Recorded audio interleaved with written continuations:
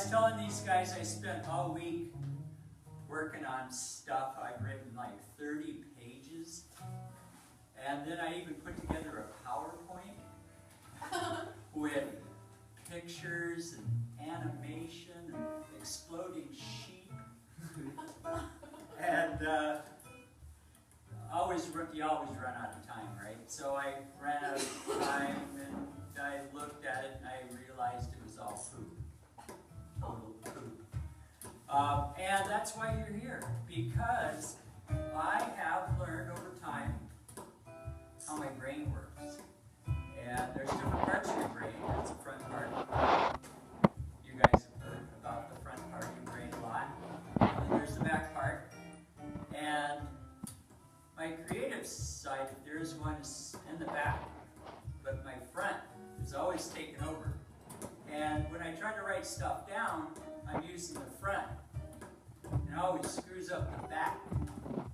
So the goal with having you guys here is I have to kind of line things out sequentially and make sense, speak in complete sentences, and hopefully through this mechanism I can speak more from my heart than my head, because my head is full of poop. Lots of poop. Went to San Diego a week ago. And I don't know if you believe in serendipity.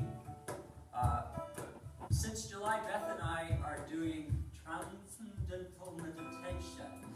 We sit on the bed quietly with our little legs sticking out in front, closing our eyes, and then we chant this mantra.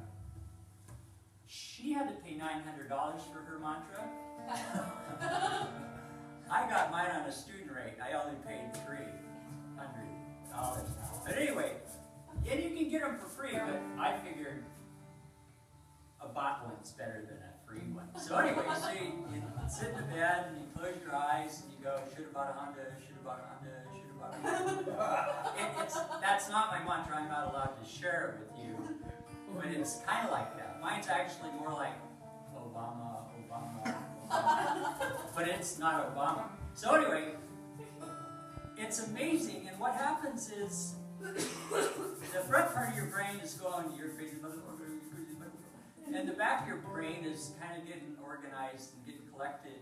I'm a strong believer in naps because when my hard drive gets weirded out, if I can just pass out, and all I need is 5 minutes. If I pass out for 5 minutes, it's kind of like shutting down your stupid iPhone and rebooting, right? Everything goes, oh, okay, that's where that was. So I'm really a strong believer in naps, and TM is kind of like a nap awake. Sometimes that doesn't always work, and you go to sleep, but you're you wake up and you go, oh crap, should have bought a Honda, should have bought a Honda. But it's really cool because it just draws things in, and this isn't a multi-level marketing program for TM. Although I do get a discount if you sign up. I'm kidding. But things just kind of come together. So we went to this seminar in San Diego, and it was basically, I didn't understand it when I signed up and we went down there. If you paid a $97 reservation fee and you showed up, they gave it back. So it was free. Can't beat that. So we went, and I thought it was going to be where we learned how to do social media. Social media, no. It was how to overcome all the crap you've put in your life your whole life.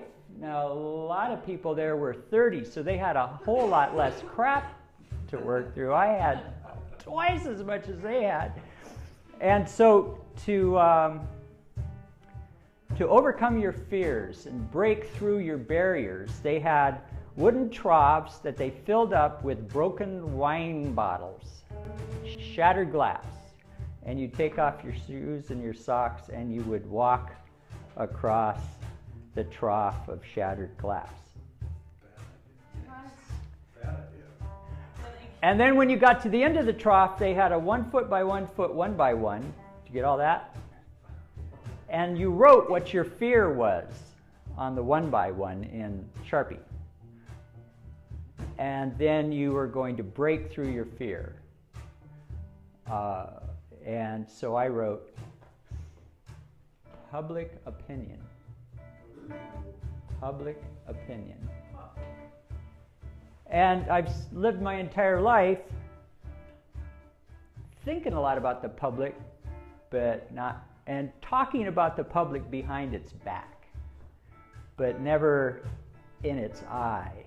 And I have, as you guys know, a lot to say about the public. I have a very strong opinion about the public, but I've never looked them in the eye and told them face to face. And so that was my fear. Now, I was one of the last ones to walk across the trough of broken glass, and there were 300 people there, and not one of them cried out screaming and oozing blood. So when you walk across, obviously, physics doesn't cut your foot, right? And then I looked at myself and I figured out my pounds per square inch. And I looked at some other people, and I figured they had double the pounds per square inch I did. Their feet weren't twice as big as mine, but they were carrying a bit more freight, and not one of those was leaking all over the floor, so I figured that was pretty safe. And this is another story, but I broke this wrist, and I have titanium bolts in it, and the last thing I was going to do is take this expensive wrist, which happens to be my right hand, and try to break a board. So I broke it with my foot. But an interesting thing about facing your fears of a 1 by 1, you know, a board or a glass,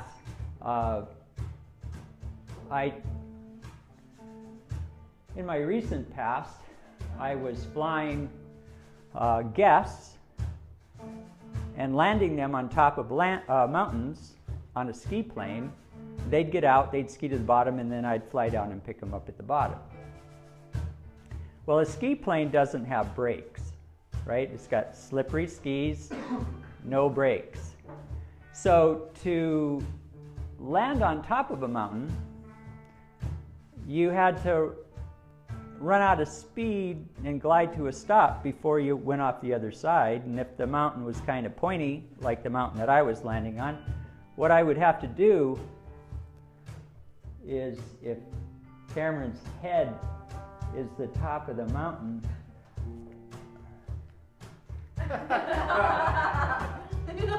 I would have to fly right at the mountain 200 feet below the summit.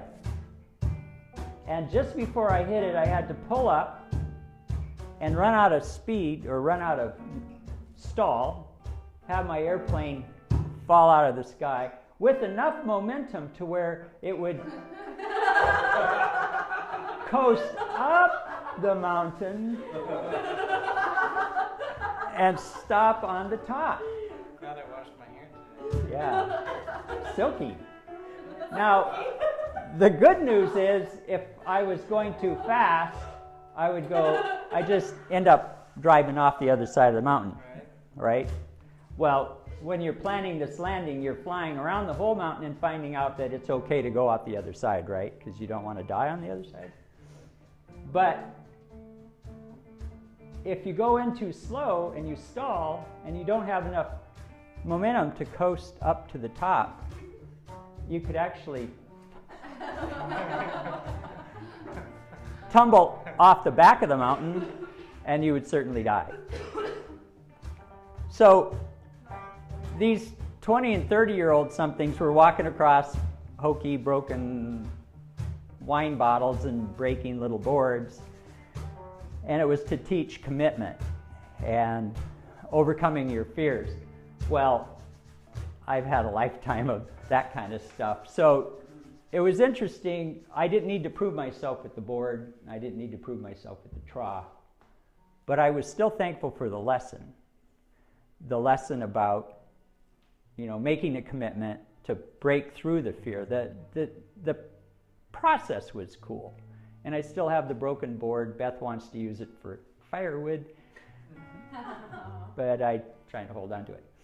So anyway, so in doing this gig, that's the reasoning behind it. It's a really interesting exchange to where you'll do something for another human being that you can't do for yourself.